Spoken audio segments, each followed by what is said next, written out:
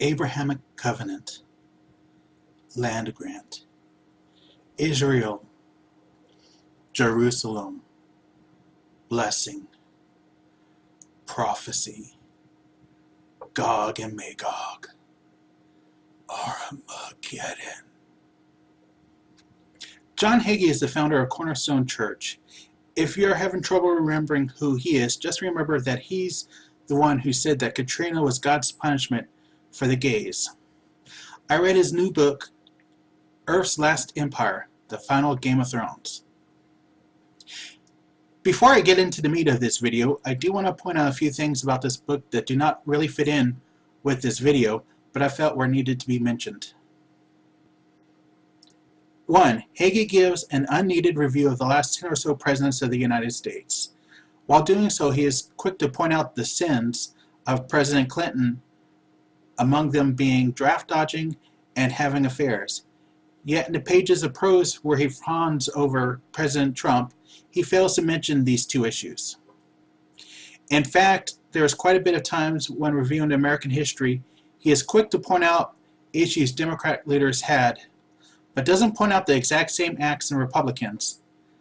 Or if he does, he makes quick excuses as to why a particular Republican did so in a way that makes it seem as if they were forced to do what they did.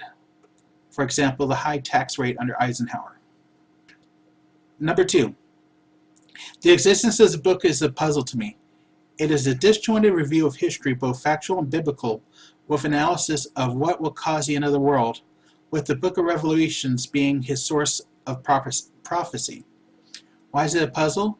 Because a quick perusal of the books written by him show at least 5 books on the same subject, one of them even an updated version. Every few years he looks at what is happening in the world, picks out events that support a theory, and then writes that this is how the world is going to end. When it doesn't happen, he either updates the books for new events or writes a totally new one. I would think at some point his readers would realize that maybe if they wait a few years, they can get his latest book at a discount when it's become outdated. Yet he seems to sell and keep selling them. He keeps writing them over and over.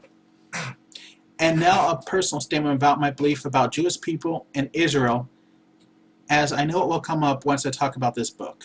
Anti-Semitism is real and is increasing in the last few years. I believe the Jewish people have had a rough go of it in history, and we should strive to stand up for them when we see anti-Semitism. I believe Judaism is a religion like any other, with good things and bad things to offer. Most of my knowledge of it has to do with studies of the Old Testament, and I understand that this is only a partial understanding of the religion, and as such I do not want to criticize it like I might criticize Christianity, as I feel I do not have enough information to do so yet. And finally, Israel is a country, and it's like any other country. There are some things they've done great, and there are some things they've done bad. And to point out what they have done bad is not a reflection of Judaism or the Jewish race. Now on to the review. There can be no doubt that Hagee has done a lot for the state of Israel. In 2018, Hagee received the Friend of Zion Friendship Medal for humanitarian, educational, and promotional work he has done for Israel. And this book is a long, rambling history of why he says he does so much to help the jewel of nations, in his words. Put simply, he believes that the Bible directs that those who hurt the descendants of Abraham will be cursed, and those who help will be blessed. The idea that he does so much work, not because it is the right thing to do or that he feels the need to protect and help a country that needs it, but instead does so out of a vested selfish desire to be blessed himself, is a bit off-putting.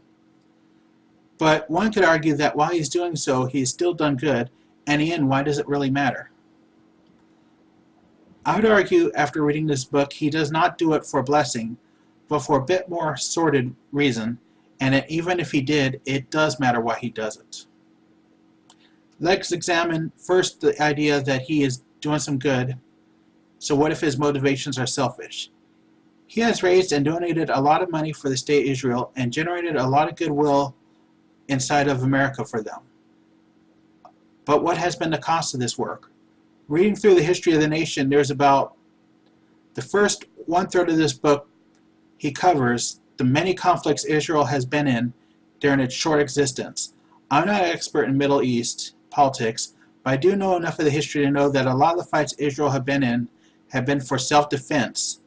And these fights are mentioned in the book, with all the wins not attributed to the hard-working men and women, but instead God. But this book also mentions some of the strikes and retaliatory attacks that Israel has made, but does so one-sidedly.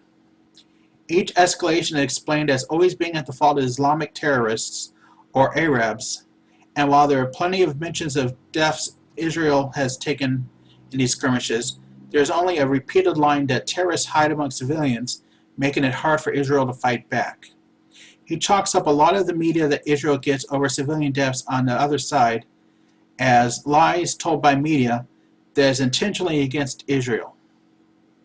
And this is a problem. In his work to do good for Israel, he does a lot to quell any discussion over some legitimate concerns humanitarians have about the way Israel handles retaliatory strikes and the level at which it does so. Israel, in Hagee's eye, is pure of any wrongdoing, and he has made this a doctrine that now affects American politics. And instead of a nuanced discussion of what is best for the region, we end up with debates of, do you want Israel to live or die? But I think there's another reason he does this. John Hagee likes the idea of suffering that will happen to the sinners when the world goes through the tribulation, and because of this, he has come to fetishize Israel. Now, this is a big claim, so let me lay out my reasons for thinking so.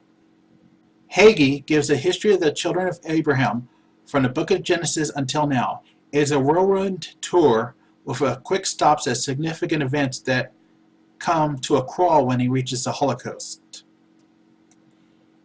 His section of what happened in the Holocaust is quite detailed and drags on.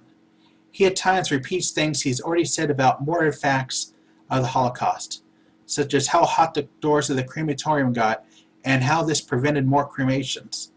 And it could be argued that the Holocaust was possibly the worst instance we have of man's deliberate inhumanity towards his fellow man, and a chapter of the Jewish history that cannot be skimped on. But while reading this book, I noticed there are a few other places where he gave this level of detail, and I hate to say love to his descriptions.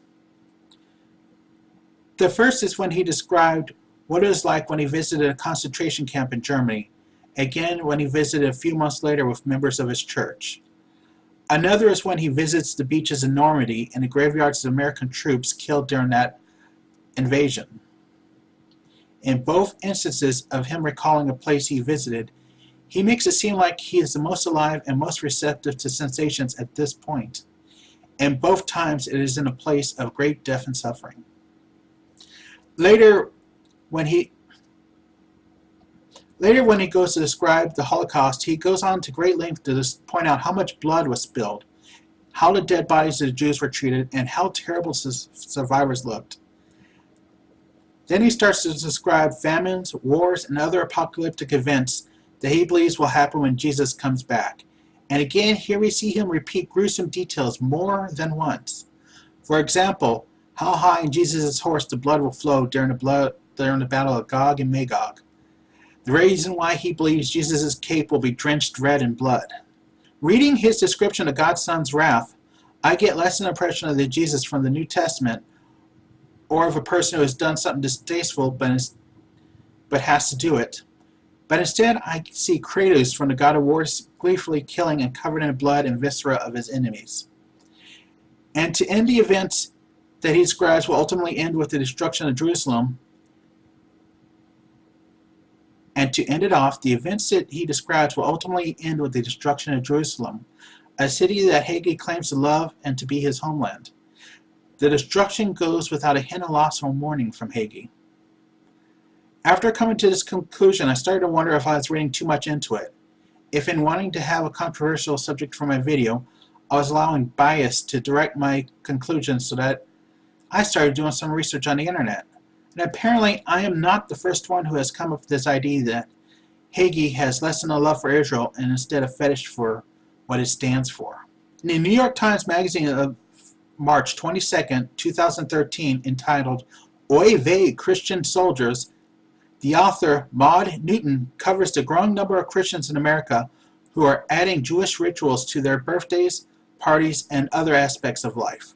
And when describing this, with Hagee specifically mentioned, I found this quote quite affirming of what I'm thinking. The real problem is that fundamentally this fetishistic view of Judaism and the role of Israel in the advent of the end time sees Jews as a people to be herded together so that another group can achieve its eternal reward.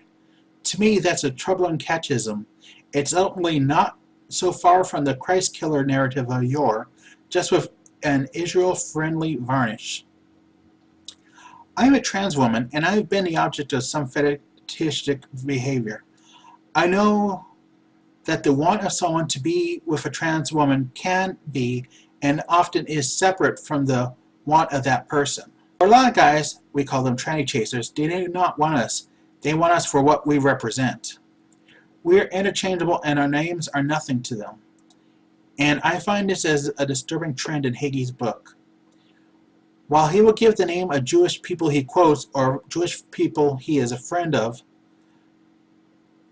there are a lot of unattributed things he praises about Israel. After all, it begins to read a lot like the headlines we see today of a person's race is more important than them. Black woman found dead on the side of the road, or former black convict saves children from train. And the clap back to this is to lead with the person, and that is how I'll end my review. These are only a few of the examples of things mentioned in his book with no name, and it only took me 7 or so minutes of Google search to find them. Yet they seemed out of reach for someone who declares himself an expert in Israel.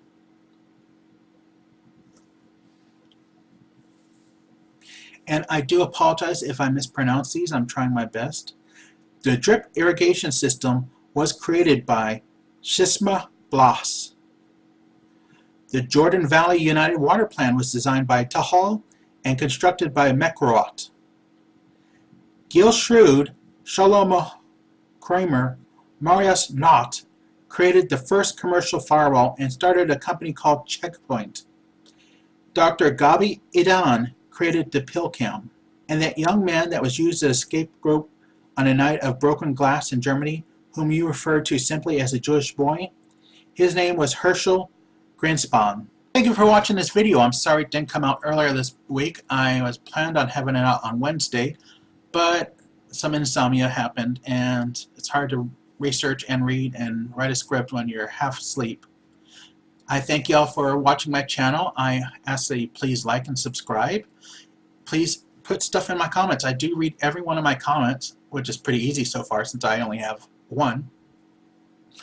But I would like to see more, and I'd like to know what y'all think. Have suggestions from y'all about what you want me to review and what I should be talking about.